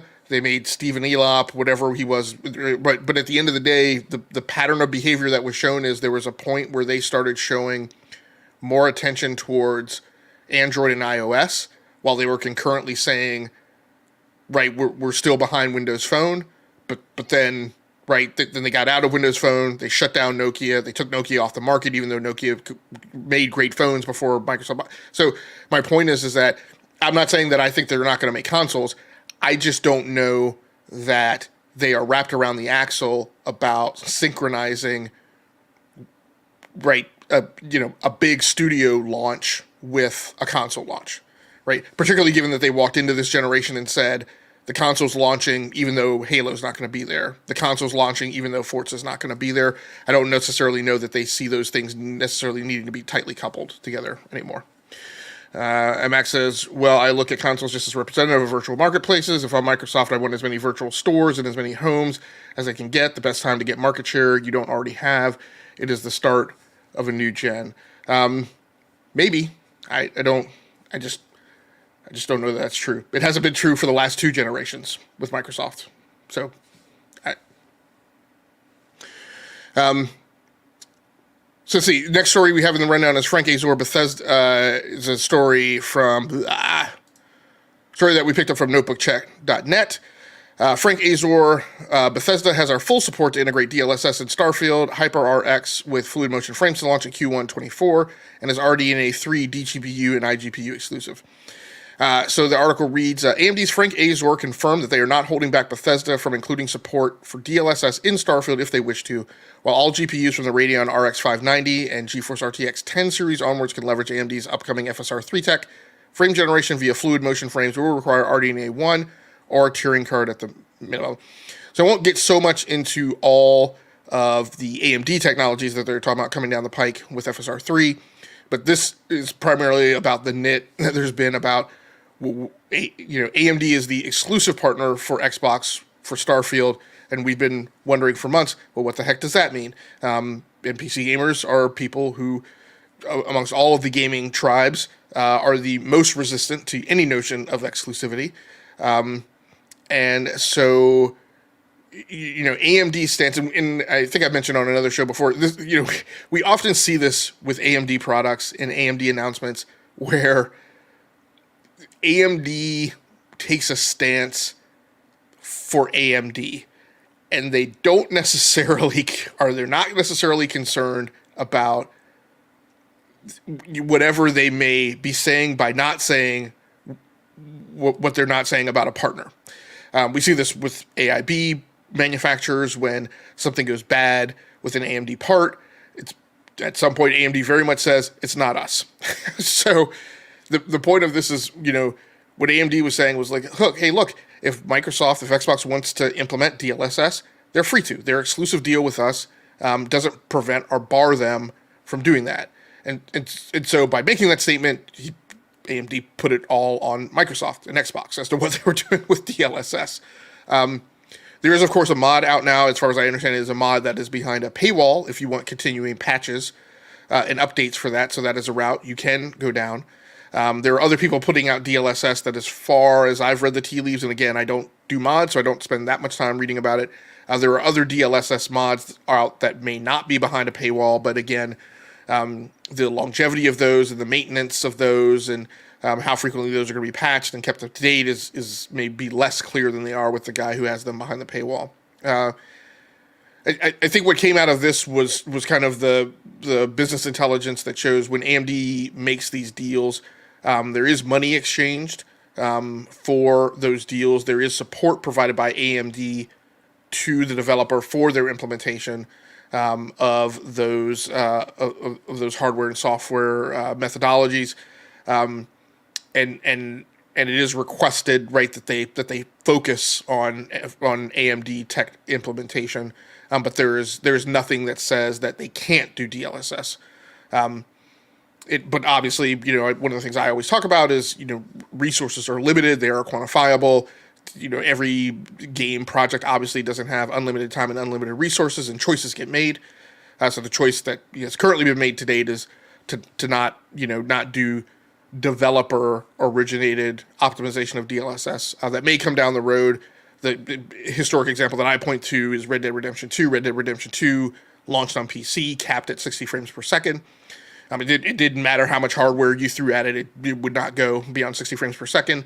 And then eventually DLSS was rolled out, and then that game became performant and, played at, I was able to play it at up to 120 frames per second at least. So it'd be interesting to see how this goes. Tao, now you're running on an RTX 3060, is that correct? 3070. Oh, okay. All right. Any problems or like displeasure with Starfield's performance, or have you turned FSR on the game, or any impact to you at all? No, yeah, that was one thing I forgot to mention earlier. Was I haven't seen any problems with performance at all. Graphically, it's been fine. I haven't had, and just the game has been running. It's been running smooth. I think I have everything at. I got everything at least at high right now. Some of the shadow stuff I usually just turn down. I do that in all the games because I don't really care about the shadows, so I just turn all that to low. So, or whatever the lowest setting is. I can't remember if I had FSR on or not. By default, is it off? I'm assuming It is on by default.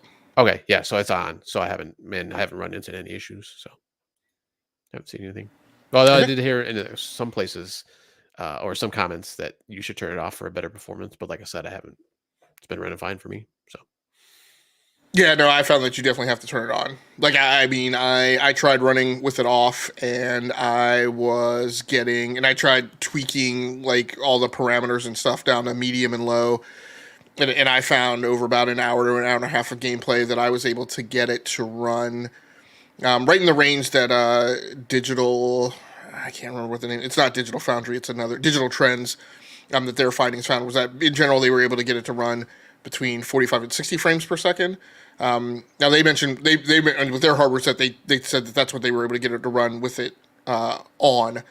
With it off, that's what I was able to achieve. So to get it to run where I prefer the game to run, which is, I would prefer a game like this to run at 90 frames per second. Spider-Man Miles Morales on an ultra-wide monitor with, most of the bells and whistles turned on and ray tracing. I am typically able to get to run on my hardware at, varying between 90 and 120 frames per second.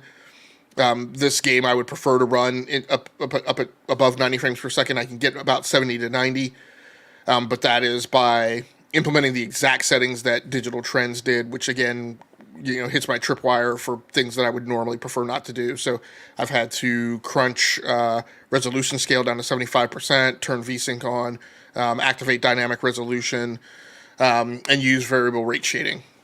But with all those things on a 2560, and I'm playing at 2560 by 1440 at 1080p, which I wound up playing on because when I do live streams and let's plays, I go through a capture card, and I have a few capture cards that I play around with, but the one that I was using this weekend only has a 60 frame per second pass through.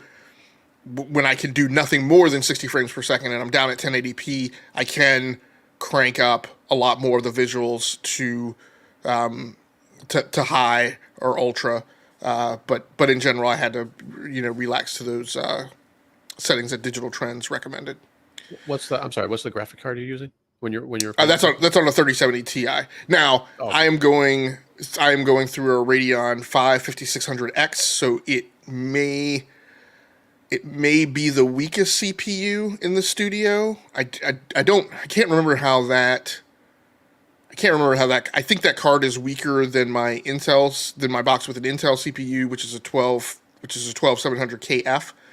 So I think that is my weakest CPU in the farm. I do plan on performance checking it against my other boxes, and I have the box I'm on now is a 5950X with a 3070 Ti, and my other box is a 7950X with a 3080 Ti.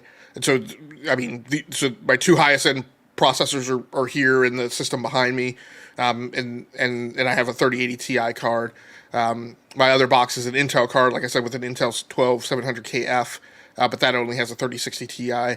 But I will be playing it on all these boxes at some point to kind of check performance. And actually, the Linux box that I have that has a AMD 6700 XT in it, I'm actually going to flip it back to Windows to try and run Starfield and see how it performs on AMD Silicon, because that card has 16 gigabytes of VRAM. So it's a lower performant card, absolutely, in ray tracing, but it actually has more VRAM, and I think maybe outperforms some of the cards I have in raster. So I do want to check that out as well, if I ever get around to that project. I think we're going to. I'll let you hit the your news story, and then I'll close out with the discussion on early Starfield reviews, and then we'll go and wrap up. All right. Yeah. So from this is actually from Game Industry Dub Krafton and Iron Mace will develop a mobile Dark and Darker. Krafton has acquired the rights to mobile version of Iron Mace's Dark and Darker. The PUBG publisher intends to use expertise to bring RPG mobile game to consumers, which I totally forgot.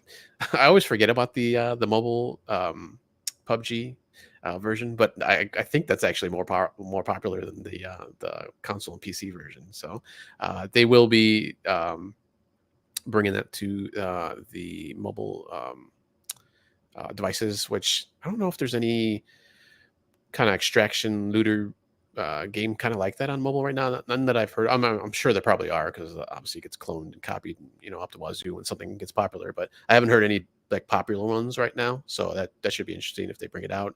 And then just kind of an update in that same article where they're asked basically about the legal battle that Iron Mace is having right now. And representative from Krafton just said, we are monitoring any judicial decisions as a third party. So they just got the rights. It's not like they bought the company or anything. So I mean, if they can do it, they'll do it. If not, I mean, I guess nothing. They don't lose anything. So that should be interesting if they can get that off the ground. Okay, and then our last news story of the night is over on Games Radar. This story by Jordan Gerbic. Early Starfield reviews put it below Skyrim, but above Fallout 4 on Metacritic. And again, this is a story that was run a few days ago. This thing has just been evolving and unwinding, on a daily basis. But at this point, Starfield reviews are flooding in ahead of the game's early access launch, and as it stands over on Metacritic, Bethesda's long-awaited space epic is scoring lower than The Elder Scrolls V Skyrim, but higher than Fallout 4. Again, the way this whole thing unfolded, the review embargo went up at noon on the 31st.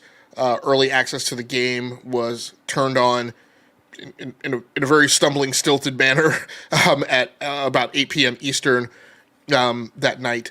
At the time, so the article goes on to say, at the time of writing, the PC version of Starfield sits at an impressive 88 Metascore, with perfect scores, including our own Starfield review, being offset by some notably lower scores from publications including PC Gamer and IGN. So, where I land with this is kind of goes back to what I said before. The things that we mentioned and talked about on this show, and the things that we see a lot of other people talking about are, look, there's an effort to diminish the conversation around this game to binaries. I've seen one person saying, this game has no bugs. I'm like, dude, if your contention is that the game has no bugs, you haven't spent enough time playing the game. There are absolutely bugs in this game. Maybe they're not the same as Bethesda bugs in the past, but the thing I've said is, look, if you're going to make an argument that this game is game of the year, game of the decade, game of the generation, you don't get to say it's great for a Bethesda game. You get to talk about the game based on its merits. And that's what we've talked about here tonight. Like, we're not going to talk about the game based on mods. We're not going to talk about the game. I'm not going to talk about the game based on it gets a pass for not doing 60 frames per second because it's tracking beer mugs and styrofoam cups on some planet on the other side of the galaxy. So all of these things I think are impactful. However, an 88 Metascore is good.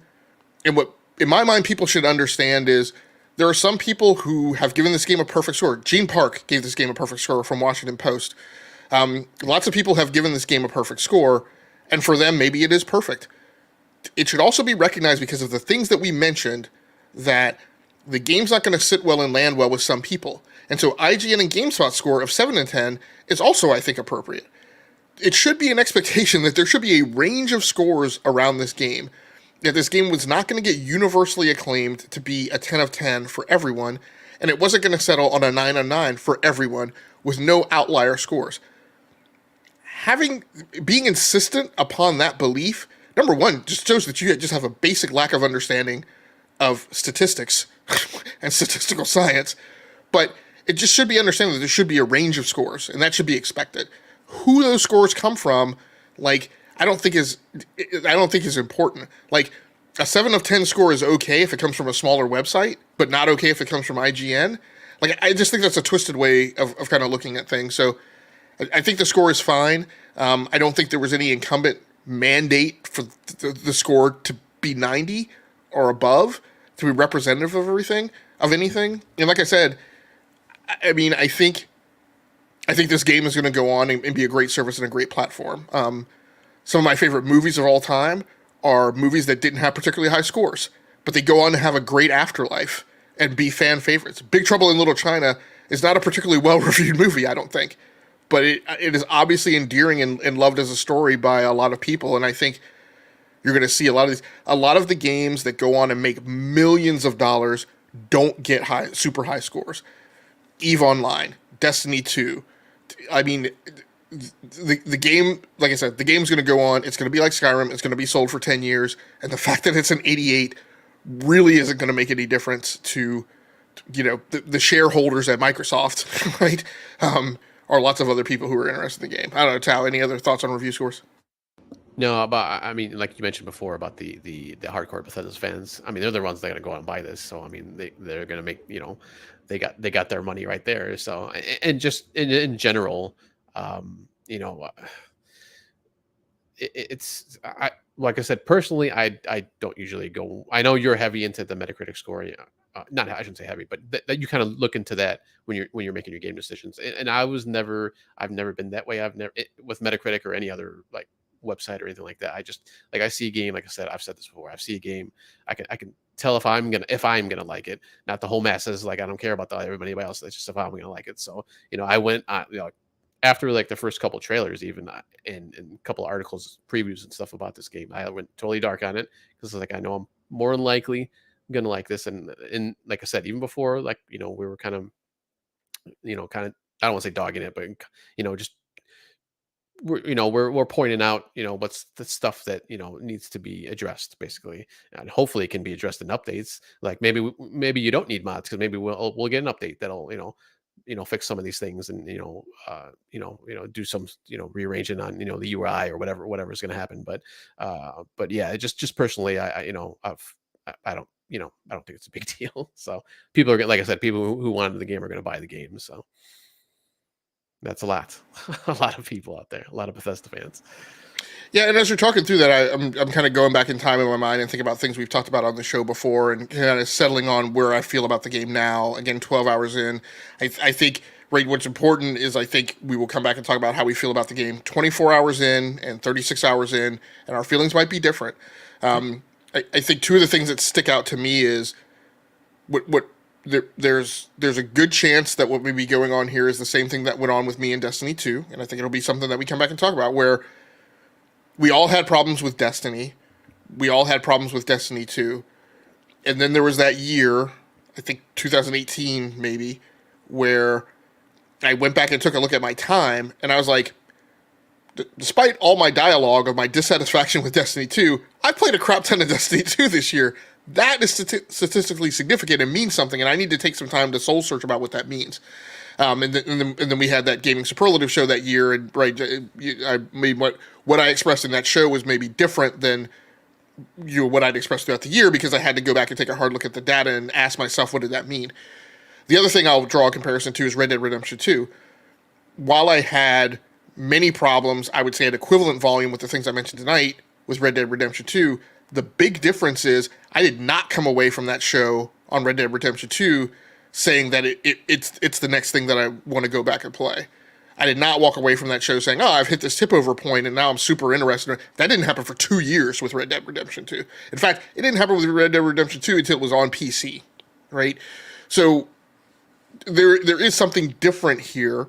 My hyper focus on detail has a lot to do with just the fact that let's just pick a hand wavy number. Let's say this game is a construct of 10 mini games, metas, and subsystems.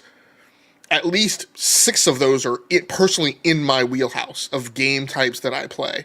And so my hyper focus and attention to detail on how I feel about the game are driven by that web work of background, of being deeply involved in those genres, and having a concept in my head of norms, and detecting and seeing where this game doesn't have those things or doesn't measure up. And it's a matter of putting out a description. It's not a matter of arriving at a summary judgment, right? I'm good with where those review scores now. My own prediction on review score was to be in the low 80s to mid 80s, but that score also doesn't reflect, right, my own intentions for how much time I expect to spend in the game. So we did get one compliment in the chat from Max Wainscott as he was out the door. I have to take off and get some things done. Great podcast, guys. So we appreciate that very much. Tao, any summary comment from you on kind of where you are with Starfield now here 17, 18 hours in? No, yeah, like I said, for all the faults that I do see within it, but like I'm having fun with the game. Like I said, it's a Bethesda game. It's Skyrim in space, basically.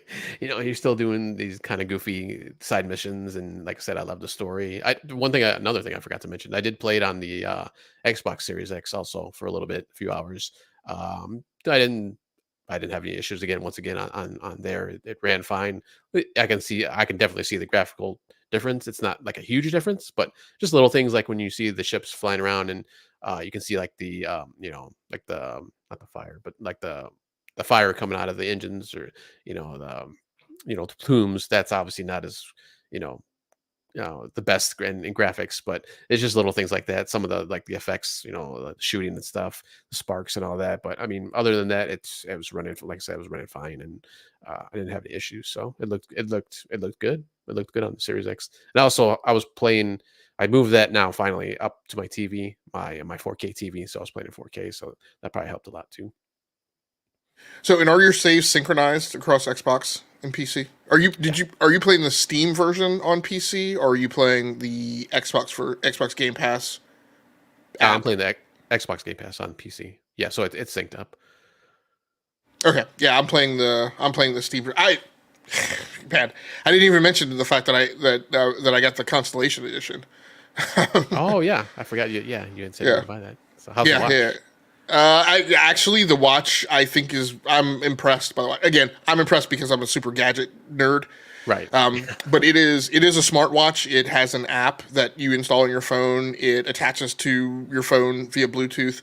It doesn't have all the functionality that a smartwatch has, but it has a lot of it. I mean, in fact, I would say it has all the functionality that a smartwatch does, minus discrete apps and minus a lot of the health functions. A lot of people I've seen in some comment, people are like, I don't know why it doesn't have a heartbeat sensor. So one thing that should be understood is when smartwatches have that in there, the smartwatch owner, Apple or Google, they do have to go to the FDA and get approval for that. For that to do health functions that actually convey information to consumers, because obviously, if Apple or Google or Wear OS or Apple Watch iOS conveyed incorrect health data of certain parameters, like there are certain parameters that they can convey that don't have to meet an accuracy paradigm. There are others that like heart rate, where they would be held liable. So those things, and that's why you see the watch sometimes. When you see functionality launch on the watch, that has been with the FDA for often a year or more of review. So that's why there's there's no way Microsoft is going to invest that. I wonder. I actually need to. I wish I could find more information. I forgot that they did the band, the Surface Band, and Microsoft has had a health product on the market before. Yeah. So I wonder if they. Yeah. It does have a step counter on it. So. That for a lot of people, that is enough, Yeah, it's good enough. But yeah, it's pretty neat. I'm sorry, who manufactured the watch? Do you know?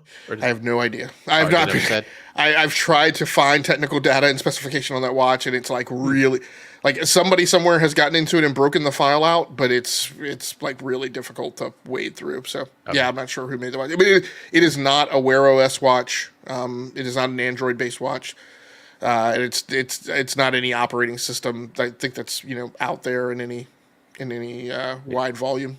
Maybe that's my MS's. They're trying to go into this is their test bed. Well, Microsoft's test bed for getting into the watch business.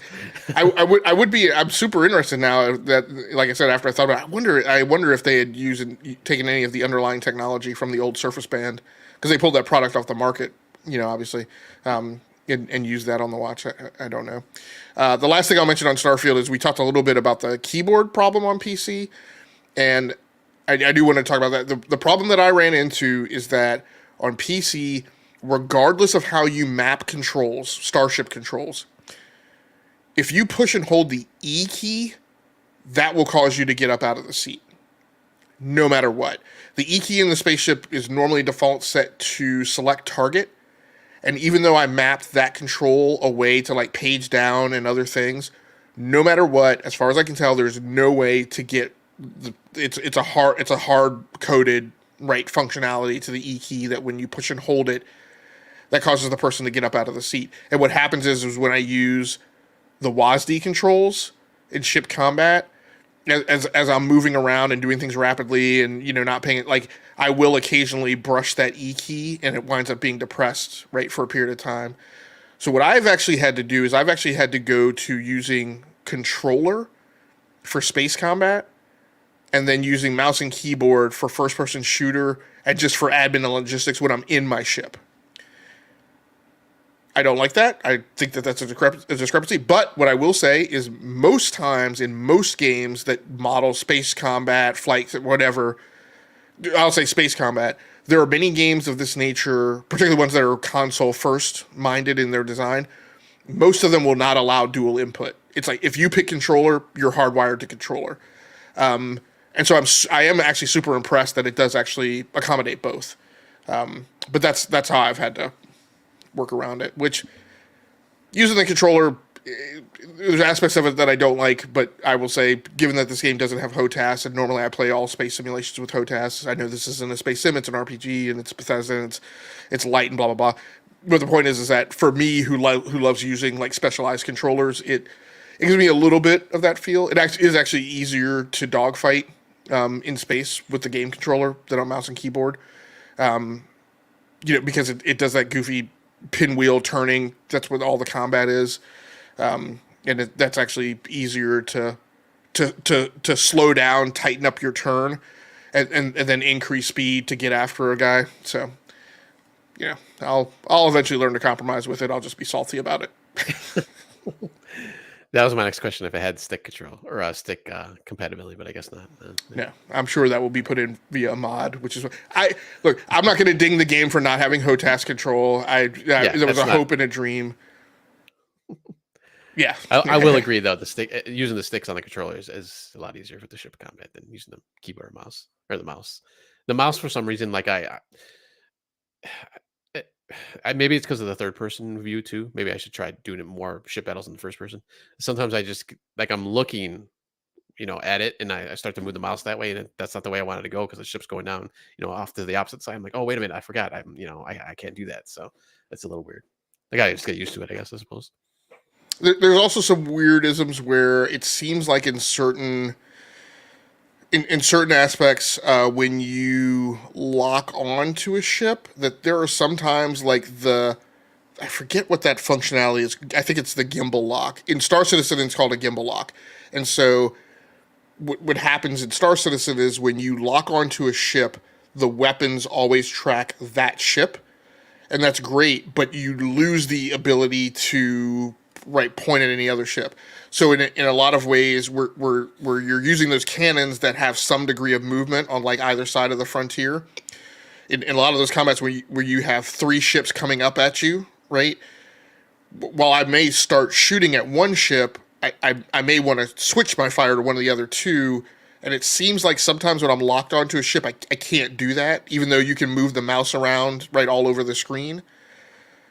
So because I think because the mouse, in those cases, the mouse isn't locked to maneuvering the ship. You're just maneuvering with keys.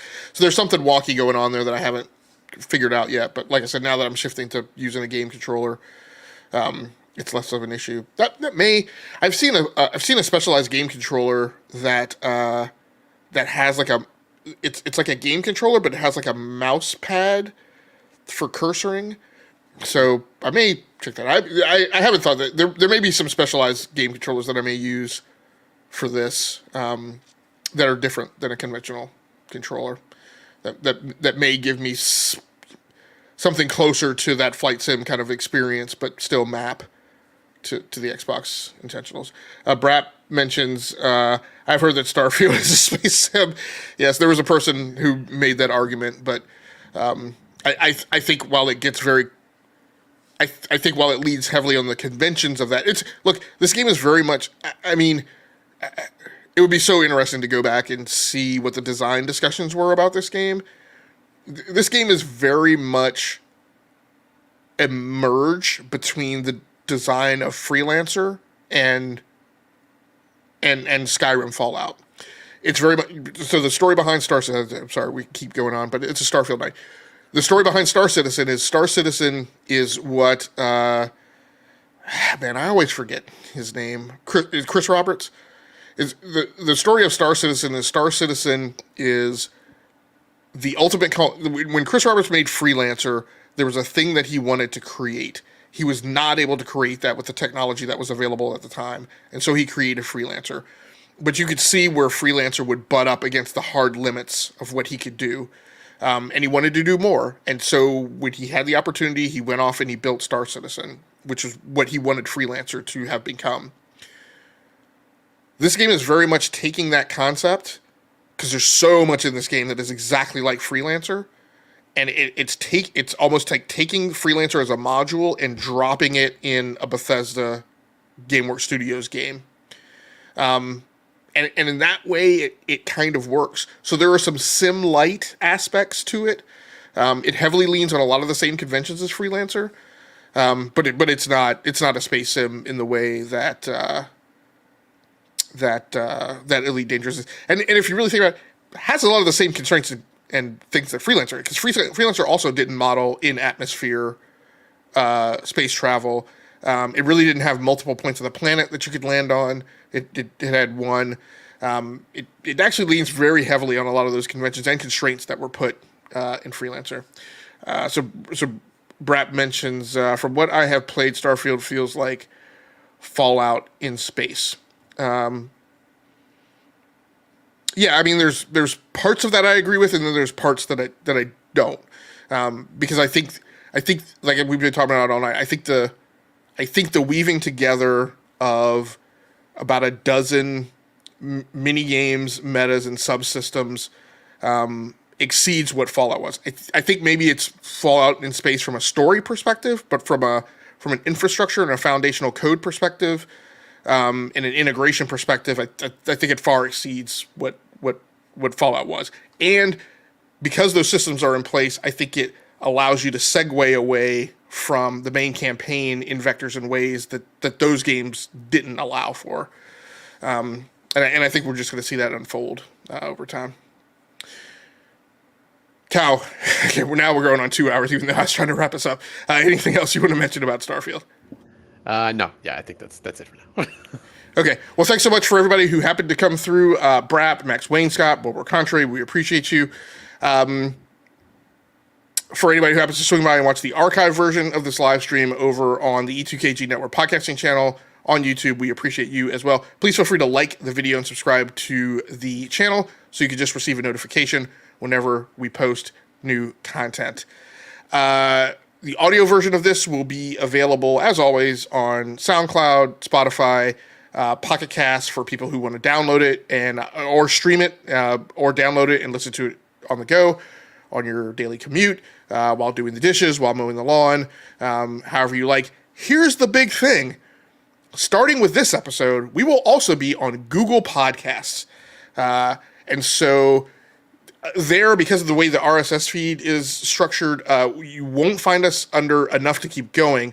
But if you search for E2KG, as our channel name is, as you can see right in the icon right underneath this video, you will find the show and the feed, so you can use Google Podcasts. So looking forward to that. We'll probably be rolling out to other podcast services here over the next couple months as well.